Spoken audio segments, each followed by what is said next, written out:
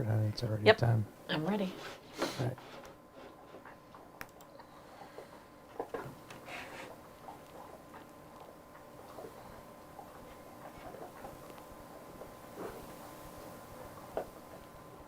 Hey, we're talking about Echo up next on Geek Out SA.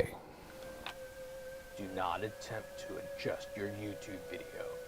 We control the stream.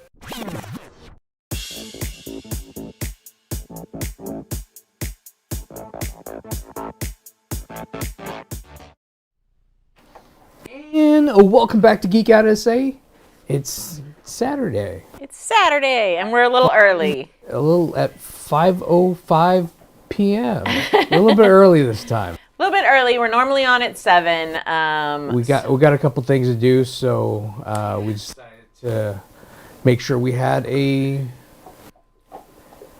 Don't tell show. lies. There's not a couple of things to do. There's just one thing for her. I have a problem, and it's called football. It's actually specifically 49ers football. Woo, woo! So we're in the playoffs, so Yeah. got a playoff game at 7, so we're bringing it now.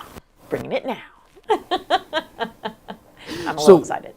Yeah, we just recently finished watching Echo, and it just came out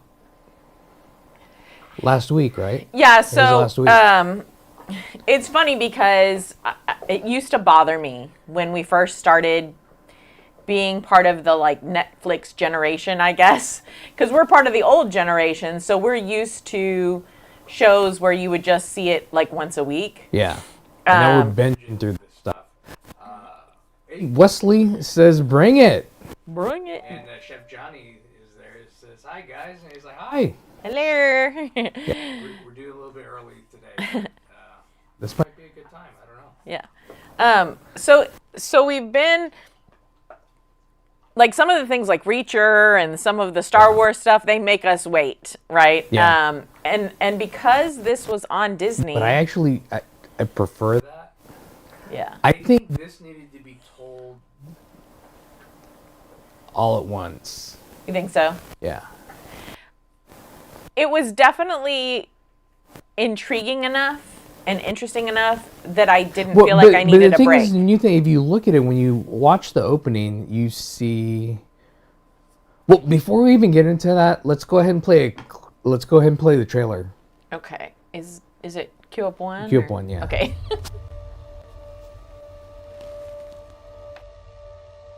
Maya.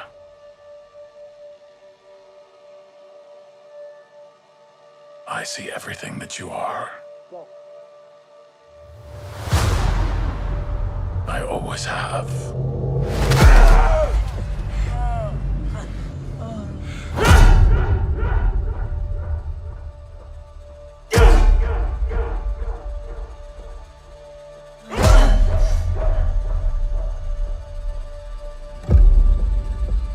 Don't be afraid.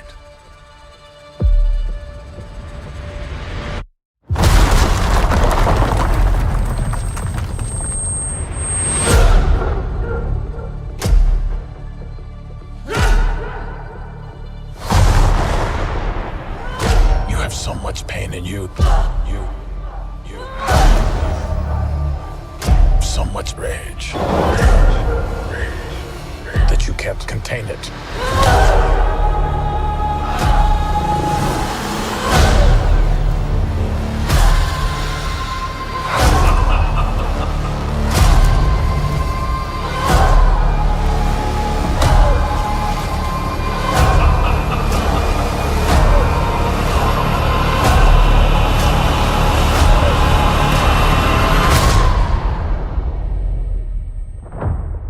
You and I are the same. So, who's the monster?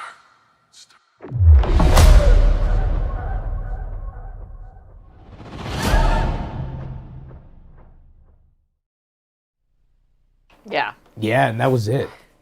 Just watching that makes me want to watch it another time. Like, it was that good. It was that good, I would watch it again. So the thing about this one, it's a new thing that Marvel's doing. It's called Marvel Spotlight. So it's going to be like one shots that they're releasing. So I don't know if they're going to do another Like another season of another Echo? season of this. I don't know.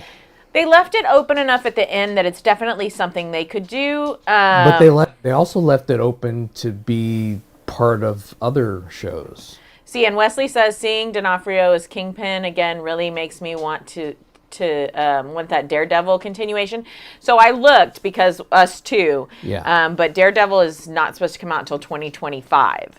Right. So I'm wondering if with Echo, obviously because Daredevil is in Echo, a couple of little bits, if we're going to see her some more in Daredevil. And I didn't look to see about Hawkeye because Hawkeye's in That and Punisher. I didn't see about Punisher, but what I found out about Daredevil is Foggy and what's her name are going to come back. That was iffy. Oh, okay. They weren't supposed to necessarily be coming back, but they are, so that's a good thing. So I think that this one, I hope, does well enough that after it being a spotlight, that they're going to continue with it as a series. Yeah. I think it was good in and of itself alone. If they can do more, they can do more with it. Echo is not a big comic book that I followed, so it's not necessarily. I never really followed that. Well, and I think one of the things is she tends to be very niche. Well, Daredevil right? alone, I didn't really follow. Well, and I don't really follow Marvel at all. So as you know, I'm a Ninja Turtles. I've read, some of the Disney. Oh, which reminds me, I've got to go to Dragon's Lair and pick up my gargoyles. Oh, sorry. I get derailed. But she's very... So people want to talk about representation in comics, right? But the problem is when the comics try to give us representation, people won't pick them up and read them. Right. To make them be more in the forefront. Mm-hmm. So here we have a perfect opportunity for representation. Here we have an Indigenous woman, right, who is actually played by an Indigenous woman. Right. Then we have somebody who is handy capable. She's deaf. Yes. Played by a deaf actress. She's deaf. Yeah. She's missing a leg. The actress is also missing a leg. limb, yeah. I don't know how they found this girl that checks all of those boxes. Yeah, she checked everything. It was great. But because she has all of these things, because she's Indigenous, because she's deaf, because she's missing a limb, I don't think that her comic series got read that much. Now that they've done this series, maybe it will. But I had personally never even heard of her. No. Before this. Yeah. Like when you asked me if I wanted to watch the Echo series, I thought they had made that cute little movie with Echo, the little like robot thing, into a series. Yeah. I didn't realize that this was a superhero. Well, she's not even a superhero. She's an anti-hero, right? She's kind of like Punisher. She's kind of like Deadpool. She's kind of in that she knows how to do the right thing, and sometimes she chooses to, and sometimes she doesn't, right? Well, at first, but I think she does eventually become... I was kind of led to believe that there's enough darkness in her, but right? There's a darkness in all of them. I know, but she doesn't want to let go of it. Yeah. She kind of likes to carry it on, and it kind of propels her forward, I think, to an extent. Right. And gives her some of the strength that she has. So I don't ever foresee her, and maybe I'm just reading it wrong, but I don't foresee her as being a true, like, hero, like you would see. She's more of that, like Punisher. He knows what's good, and sometimes he'll do good and he'll do the right thing. But sometimes, if he's got to shoot people in the head to get to his end result, he's going to do it. And so is Maya Lopez. So is Echo. Right. She's going to she's going to shoot you in the head. She's going to shoot you in the eye. She's going to stab you. She's going to break your neck. Like you saw it in the trailers. She's going to do whatever it takes, whatever means it takes to get to her end, right? Mm-hmm. So I think that's what makes her not truly a hero. And they call them kind of anti-heroes. Right. That's kind of how Deadpool is. That's kind of like how Deadpool, Punisher yeah. is. Yeah. So I think she's along the same vein. I think that's what they were going for, at least. But those are the kind of characters that you like. Oh, I love those kind of characters. You like that character. Like, we've been watching Reacher. We just finished that. Love it. And, I mean, he's another one. he does what he needs to do to make stuff happen. Mm-hmm. And I think, there's something to be said about these anti-heroes, because when you're a hero like Captain America, mm-hmm. and so you have to stop yourself every time because you have to do what's best for all people involved. Right. There are some times when bad characters, bad people get away with things because you've had to stop yourself, right? Whereas these anti-heroes, they just do what it takes, and they, for lack of a better term, I'm going to use a naughty potty word, but they're kind of badasses, right? Yeah. They, and not that Captain America is not a badass, but he's, Language. Yeah, he's so. He's a goody two-shoes. Yeah, he's such a goody two-shoes, which is great for him. Uh-huh. But I think that there's something to be said. But we're starting not to get such goody two-shoes, because even with Captain America, now he's got a little darkness in him.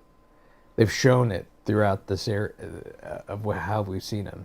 He's not always goody two-shoes. He's just a little just like better. Superman. Right, Superman's another goody two-shoes, but he's a little bit better at kind of putting it under. What I thought was interesting, so I didn't know anything about Echo going in, right? So when we were like, Vince talked to me and he's like, no, it's not the little robot Echo. It's like this kind of superhero or whatever. She's deaf. And so then we were talking about it because neither one of us knew anything about it. So we're like, well, we know. So is she like Daredevil? Like, does she use like echolocation or something because she's deaf? Like, is she like pinging something? Like, we didn't know what the echo part meant, right? Well, because they didn't show it, and they didn't show it when they showed her in like Daredevil, and I guess they showed her in Hawkeye as well. Yeah, I don't remember. I need to go back and look at it because I wasn't really looking for her, but I kind of vaguely remember, but I don't remember what, because they show Hawkeye.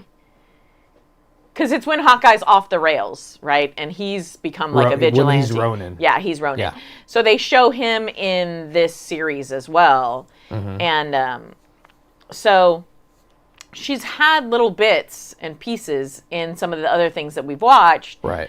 But I've never really paid attention to her. Mm-hmm. And then I knew about that character after the fact.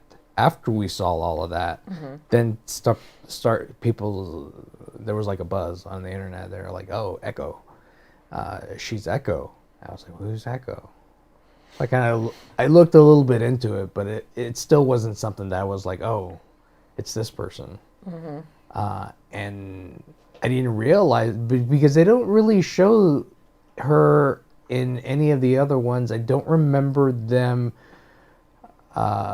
really showing that she didn't have a leg. Yeah, I don't know if I remember that either. I don't remember that part.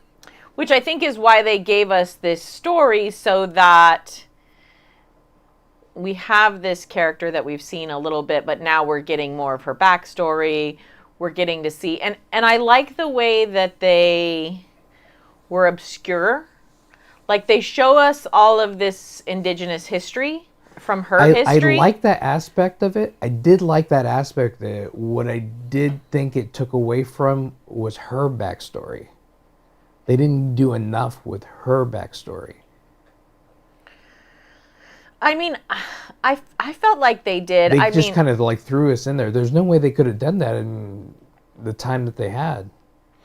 I mean, I think they gave us enough. They gave us enough looks because the majority of her backstory, you know, she's in this accident with her mom. Her mom passes away, so she has all this guilt. She, you know, they get kind of kicked off of the reservation because her dad is kind of shady, and her indigenous grandma like hates him. So we see that. And then she goes to New York, and we don't see a lot. They switched it around, though, didn't they, with the mom and the dad? Yeah, so I think in the comics, it's the other way. It's the other way around. That in the comics, it's that the mother is Mexican or Hispanic, and the father is indigenous. In this one, they switched it to where the mother was indigenous, and then the father was Latino. So, and I think some of that came down to, again, and we've talked about this many, many, many times, is they're trying to be more female focused, right, and female forward, and so it became a nice. And I thought this was really well done, and we kind of talked about this a couple of weeks ago. The trials and tribulations of being female focused, right? So, but I think in this one, they were trying to take us from one indigenous woman to the next, to the next, to the next. And that's why they switched it. They did the female focus really well in this one. I thought they did. Every woman that they had in there had strength, regardless of what that strength was. Like even her grandma, who is kind of older and frail, as it were.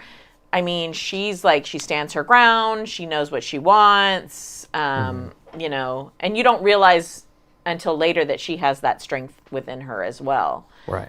You kind of don't know until the end what this echo is that's echoing through all of them until all the pieces get put together at the end. So Wesley says, do y'all think that viewers are less interested in watching characters that are dealing with similar struggles in regard to superhero storylines and are more interested in overpowered characters? So, like, more interested in, like, a Superman or, like, a Goku or something like that? Or do they want to see more... Do they want to see Scarlet Witch, who doesn't have to do anything? Or do they want to see more of this... of these types of characters? I think as a society, we wanted it to evolve into this because we started doing that with Henry Cavill's Superman, which everybody was all uproaring about.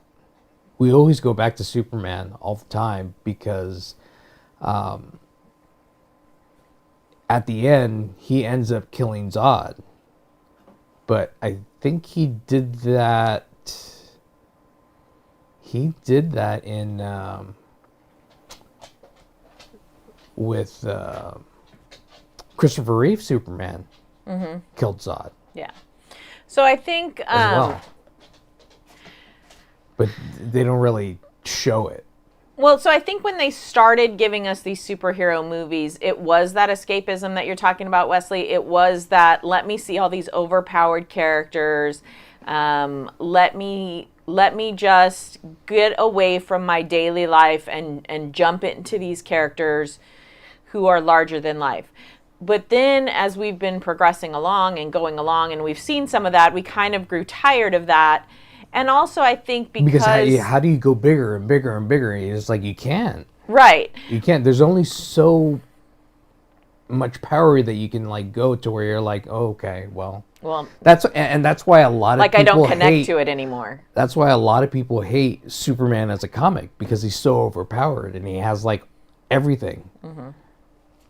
But I think too, I mean, we've seen a change in the world too, especially with COVID and everything, and with some of the political climate that, you know, people are not so kind to one another anymore, right? And so I think there's a point where we want to see these everyday heroes. Even kind of Batman resonates with people, although he's the 1% and he's rich and so he can afford all of this, but he doesn't really have powers, right? There's nothing super power about him.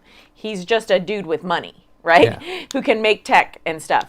And so here's Maya, and she doesn't really, here's Daredevil, and they have, these abilities that people would normally think that they're less. Right. But here they are, doing all of these things. So I think that's something that people are gravitating more towards because they want to see more of that. They want that more human connection, I think. And I think the aspect of it, because when they first put up Echo and Daredevil, you see that they're kind of like, he gains his power from being able to hear. Well, she can't hear. She's the opposite of him. But they somehow are able to use that to their advantage, and they've grown their senses better to be able to deal with that disability. Well, and that was one of the things that was another one of the things that I thought they did well, because I thought that this was spectacular. But another one of the things that I thought they did really well is they give us moments in the show where we're deaf. Yes. And they've been doing that with like other shows that we watch. Reality TV. Sometimes we... But even with that, it's a cool way to experience what the character is experiencing. Right. And if they're not hearing anything, well, then you shouldn't be able to hear anything. Right. And I think it definitely helped because we take for granted that we can hear. And so when they put us in those situations where we're deaf along with her, and then we realize, wait a minute, people are coming behind her and stuff, unless she sees it like in a reflection or something like that, or she has like her spidey sense a little bit or whatever, she is very vulnerable. Yeah. To all of these things that could happen to her because she can't hear the click of the gun. She can't hear the people behind her. She can't hear, she doesn't know what's going on unless it's in her sight line, right? Or unless she's attacked and then she feels like... Wesley identifies with the spleen from Mystery Men. So I liked that they gave us that aspect of looking at it from her perspective. Right. That was interesting to me that they decided to do that. And I really like that a lot of this, like they did a lot of sign language throughout the entire show. Which, tell me how much you love that tech that they showed us with Kingpin. Like, Yeah. I forgot, I was going to kind of look it up to see if maybe that was real. But what happens is he wears this tech, and so when she signs to him, SPD, silent but deadly. yeah. He can hear, he has like an earpiece that the tech translates the sign for him, so he hears like a robot voice that's telling her what she's saying, telling him what she's saying. And then when he speaks to her, there's like an overlay on him, and the overlay does sign language for her. Right. And that he specifically made so that he could talk to her, probably so he wouldn't have to shoot and kill any more of their interpreters. But apparently Kingpin is tough to kill because she shot him in the head. she shoots him in the face. In the face. Yeah. Well, and we know that he is tough to kill because he's that villain, right? Yeah. And so he is very much tough to kill. And I don't know how they could have picked a better actor. And I don't know how they even knew that Vincent D'Onofrio was going to be perfect in this role. But he is absolute perfection. That man can act. He can totally act. He was just... What was that movie? We just watched this movie with Kevin Hart, Lift. And he was like the goofy, Vincent D'Onofrio was the goofy partner who does like all of the costumes and stuff. Disguises. And he has like a wig on and everything. He's hilarious. Mm-hmm. And then you watch him in Echo and he's like, I mean, you're so scared of him that, I mean, when he beats up that ice cream vendor, no, sir. I mean, he Like the looks on his face and the intensity that he has, like you believe that if you met him in a dark alley, you'd be in for it. Like there is no questioning who he is as a character. Yeah, just like when he did the alien in Men in Black. Oh, Edgar. Like you felt like he was in. Like he there was an like alien stuffed wearing in his stuffing in the body. He was Yeah. wearing an Eggert suit. Yeah, he was wearing an Edgar suit. Yeah. Yeah. And it's funny because a lot of the times you'll get these actors and you'll have seen them in something else, right? Mm-hmm. And so we've seen him, in Men in Black as Edgar, but he's not that when he's Kingpin. No. And a lot of the times actors get kind of pigeonholed like that, or they don't have the range, right? Right. This man has got range Yeah. 4 days. He's very underrated. Yeah. As an actor. I would agree. And I love how the thing they give us about Kingpin is he's a horrible human being, right? Mm-hmm. The absolute worst. But we already know that he's had feelings like for his family, right? Yeah. And we know that he killed his dad for his mom's sake. So we know that he does have some feelings, right? Mm-hmm. And so we see that again in this because if he hadn't loved Maya so much, she would have been dead a long time ago from all the Yeah. stuff that she's done to him. Yeah. Like she would have been dead. And he gives her chance after chance after he reaches out to her again and again. And you see her, she's so upset with him and she's so conflicted because she grew up with him and he took care of her and he had her back, but then he does something terrible to her and so she hates him, and then it's back and forth and back and forth and back and forth.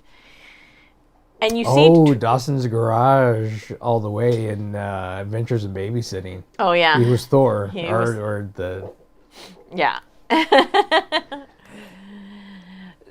So I like that you see, and then she's reaching out to him and she's trying, because she's starting to change, right? Mm-hmm. So we get to see her go through that hero's journey, although she doesn't quite make it to the end because she's still in that anti-hero's journey. Yeah. But we see her kind of getting there, and she sees in him that maybe he could get there too. And she reaches out and you have a moment where you think, is he really gonna, like, really? No, he's not gonna. No. Absolutely not. But I like that they give us that moment where we're unsure. Because a lot of shows don't give you that. Like, it's like, I know each step that's coming. I know everything that's headed this way. Like, there's no surprises. And that one actually lured me in. Yeah. I was lured in for a moment and I was like, Well, because they've built it since Daredevil. Mm-hmm. They have built that his human side, and that he does have a little bit of vulnerability, and she exploited that. yeah. And they definitely played on us for that too. And they Yeah. kind of reeled us in and played on that. So I thought that was really good.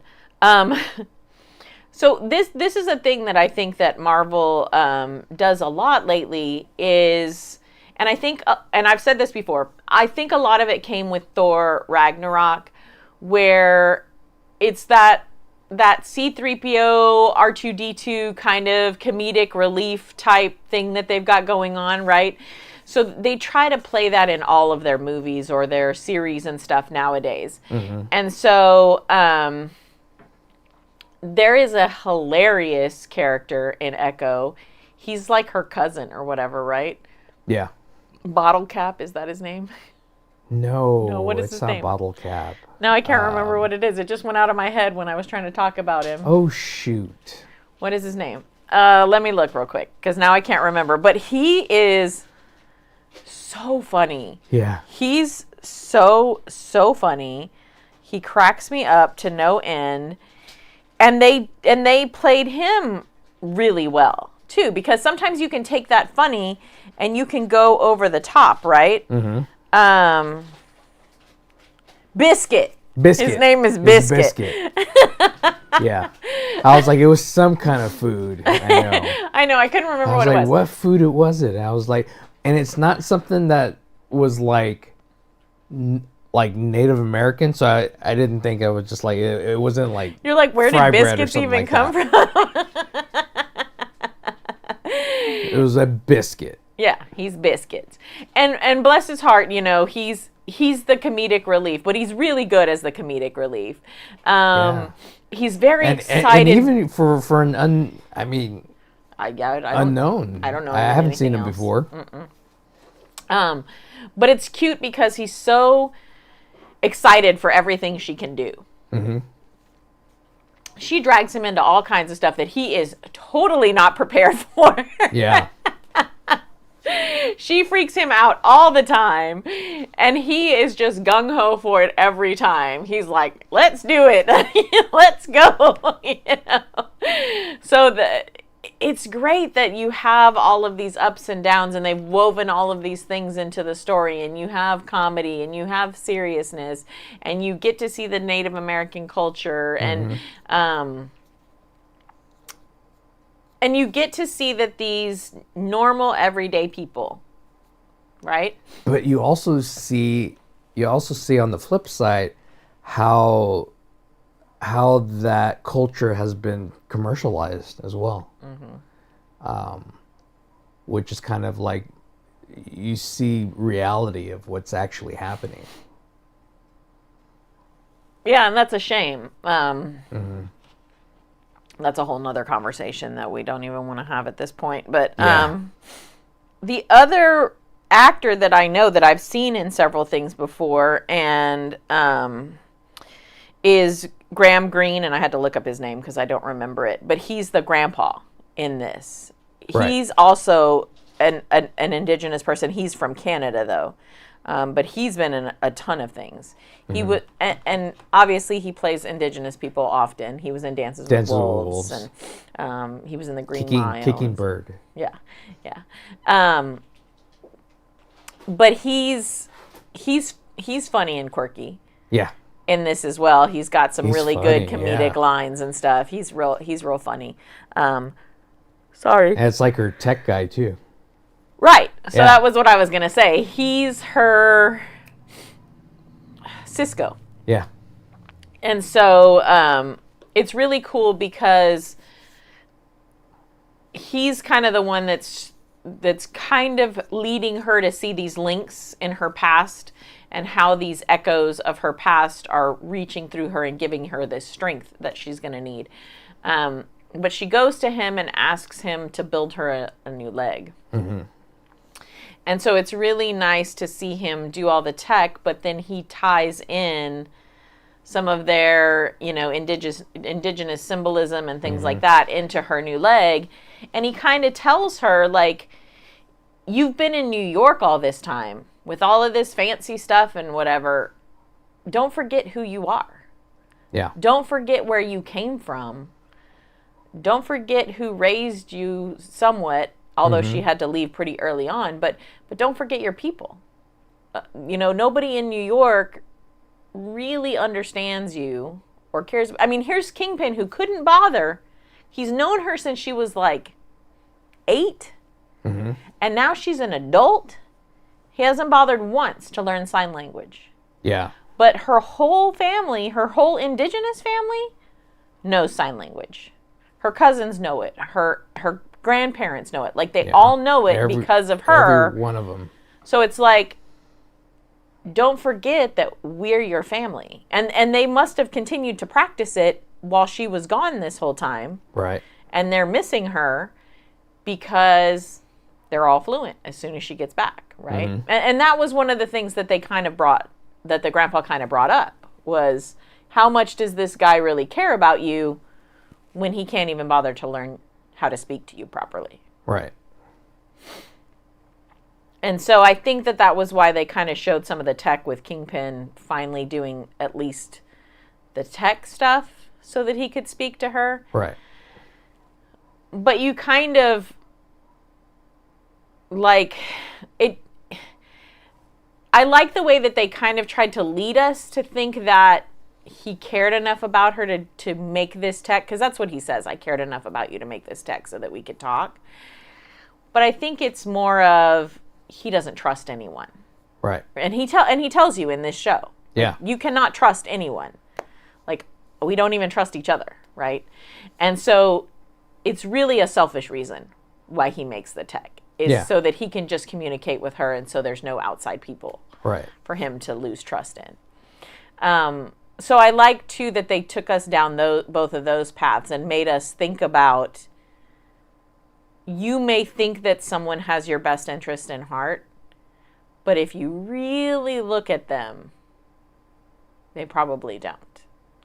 And sometimes the people that you're maddest at, that you think don't have your best interest at heart because they give you tough love, are actually the ones that have your best interest at heart. Yeah. So I think that was really good, and that really resonated with me. So I've already come up with what I disliked about Oh, okay. the Go show. ahead. What did you dislike about it? You know, I'm always the first to go, so you go first. Why I already went. Oh, what did you say? That her backstory, they didn't. I think they needed to expand upon that a little more. Well, you've got me on this one. So unfortunately, I have. All right, see you later, Chef Johnny. Thanks for tuning in. Unfortunately, I'm gonna have to give y'all an answer that you've never heard from me before. You heard it here tonight. There was nothing that I didn't like about this. Wow. I even put my phone down and did She not did. play She did games. put her phone down. Yeah. I did. Now, some of it is because you have to read the subtitles to know what she's saying because Right. she's signing. But no, I put my phone down because it was that good. So, yeah, I very rarely say that about shows. Mm-hmm. And this was the first one in a very long time that kept me It engaged. was a really great show. So great. If you haven't seen it, definitely see it. I'm like to the point where I would like want to watch the thing again and see what I missed. What you missed, yeah. Well, and I think that they've got such a good balance, right? Because one of the things I love is I love action. But I love people in action shows, movies, whatever, who are decisive about their action. And they decide, good or bad, whatever the decision is, it's either going to take me down this path or it's going to take me down this one. But good or bad. And that fight choreography looked brutal. Just like Daredevil did. I was just like, ouch. Yeah, they all take some serious beatings on both sides. But that was one of the things that I really, really hated that they did to us in Agents of S.H.I.E.L.D. is I really wanted Daisy, is that her name? Earthquake or whatever? Yeah. Quake. Yeah. They had a chance with her, I think, to do some really good girl power. And here's Maya, who's gone through all of these tragedies. And then the writers messed it all They up. messed her all up, and then she was so wimpy, and she was so whiny, and she was such a big baby. Okay, great. I get that you've gone through all these terrible things. You don't have to be a big whiny baby. You have all these powers. Right. Whereas here's Maya, who's gone through a lot of stuff. She's gone through an accident. She's lost her mother. She's lost her leg. She's deaf. She loses her father. Like, stuff. And she is not indecisive. Not all of her decisions are great. But she takes them and she runs with them and she owns them, right? She doesn't hem and haw and, oh, well, maybe, and oh, I'm so, and oh, my feelings. And like, I just can't deal with all that. Like, I just want you to, and it's not that she doesn't have feelings. So I think that was a good balance. They show us that she has feelings. But when it comes down to making a decision, she makes the decision and she goes with it. Good or bad or ugly, she goes. And a lot of it takes her into getting her butt kicked. But she kicks butt more often than anything. And it's just really cool to have a leading role that doesn't verbally speak. Right, she never said a word. She never said a word. She didn't have to. Her face tells you a lot. Yeah. Yeah. That's, Her face that's and a her sign body of a language. Really good actor. Yeah, her face and her body language tells you everything you need to know. And I would say potentially because she's deaf. Mm-hmm. So she's had to emote that way anyway. So so let me ask you this, because I didn't see this happen to you. And this will be the last thing I ask you. We have watched several movies before that are female forward, where the females get their butts handed to them and like get beat, right? And it makes you cringe very much. You do not like to see women get tore up and get their butts handed to them. I never saw you cringe with this girl. Why do you think that was? I don't know. I think she's because when we see that happen to other women, they're more helpless. But they're like assassins and stuff. But they get thrown around like rag dolls. Yeah. And they showed her as stronger than that. Yeah. They showed her as like she could take a punch and be okay with that. Take a punch and laugh at you in your face. but then again, they didn't show a lot of blood on her. No. Yeah, not a lot of blood on That's her. another thing. But like when you do, and they're like, they show a lot of blood. Do you think that some of it is because they started us off right away? When you start into the series right away, she's fighting, and she's fighting a big old dude, and she's the one who ends up upsetting him. Yeah.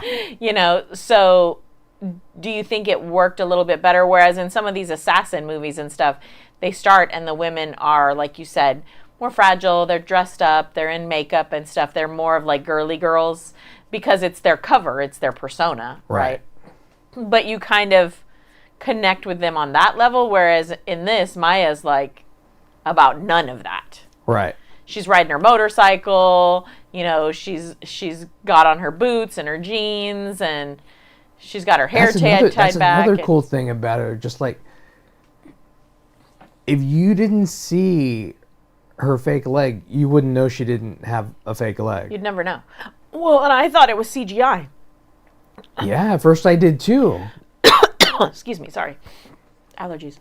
And then you looked at it, I was like, no, she doesn't have a leg. Shocked. I was so shocked that she was clicked all the boxes. But I was certain. The way she walks and everything, the way she carries herself, the way she does the fight scenes, I thought, oh, they must be CGIing. They must make really good prosthetics now. They do make really good prosthetics now. Fantastic ones. Yeah. Like not a lip, not anything. You can't tell. No, and she wasn't even wearing one of the blades, which is the type of prosthetic that a lot of the like athletic people tend to wear. Yeah. She had like an old school, like, you know, straight up, got a foot on it, you know. Didn't matter. She used it. And that choreo was really great. And she was all in. She was all in. So I say this for Echo. I say all of this for Echo. More shows like that. Yeah, give us all of that. We'll take that any day. But it was just, it gave me the same vibe as Daredevil. Yeah. Well. And we love Daredevil. So, sorry, I said one more thing, but let me do one more thing.